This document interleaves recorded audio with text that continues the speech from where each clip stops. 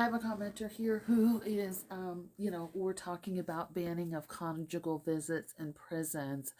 And this commenter says, I think if they ban conjugal visits, it will increase the sex crimes inside the institution.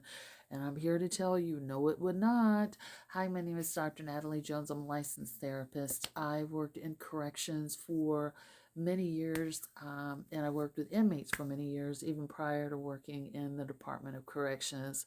And a conjugal visit does nothing in terms of satiation of sex. It is not going to stop a sex crime. And you are a fool if you believe that your partner that you have that is incarcerated is not doing anything sexually while they are incarcerated. Anything from nasty photos to having homemade vibrators, but certainly having relationships with guards or other professionals such as teachers, nurses, and things of that nature, as well as having sex with other inmates that are in institutions. So believe you me, this does nothing to stop that. In sex crimes, you know, if you're talking about a sex crime, you're talking about a person that commits that. That means that's a sexual predator.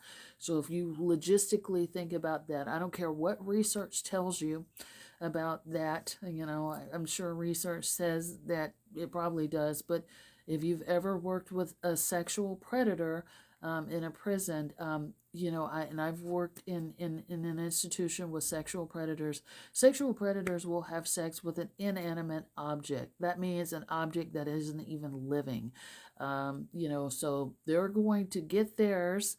And if they're a rapist, they are going to continue to rape. A conjugal visit once every blue moon, it does not stop a child sex predator, a rapist, people who gang rape for sport, people who just want it when they want it.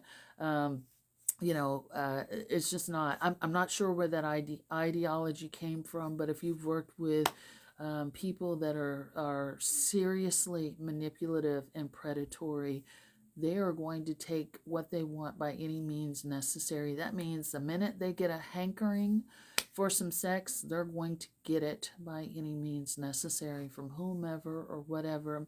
And they've usually have been grooming people around them, every day to get their needs met. So these are people that are professional con artists and very charming, very chameleon-like, and they are usually charming all of the staff, other inmates, things of that nature to make sure that their needs are always going to be met.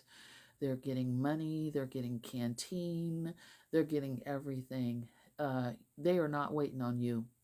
And usually even, they're usually even talking to other women or other people outside of the prison to get other things like drugs, just all sorts of stuff they're getting. So please don't think that you are going to stop a show just if conjugal visits are stopped. There are people that never get conjugal visits. What do you think they're doing? Hope that helps. The only person who is waiting on the conjugal visit to get the nookie is the visitor. The visitor is the only person that is naive enough to think that we're saving each other for our visit. And I don't mean to be condescending, but that really is delusional. And, I can't say for every single person, but I'm going to say for 99.9% of the men and women, a lot of them are in full-fledged relationships. They got a lot of things going for them, and trust and believe they're getting their needs met. If you're the person being the visitor, you're the only person that's waiting and is high and dry all year until you go and get your visit.